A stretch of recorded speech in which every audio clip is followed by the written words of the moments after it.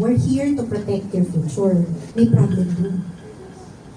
How many of you here, kapag ka may assignment sa school, ginagawa niyo agad? Konti lang. Hindi ako kasali. Kasali po ako sa hindi gumagawa agad.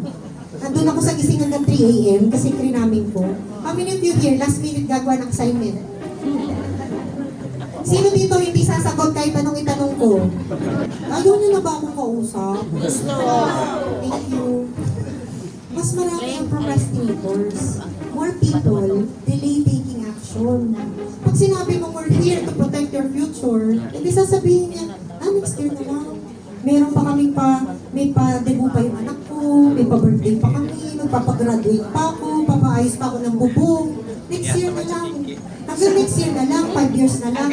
Later na lang. Makikita mo naman sa Pilipinas, di ba, ilan lang ang insured. Ano yung mas urgent? Future or tomorrow? Tomorrow. Ang future kasi, feels like next year, after 2 years, after 5 years. Tomorrow is really tomorrow. Yesterday was July 24.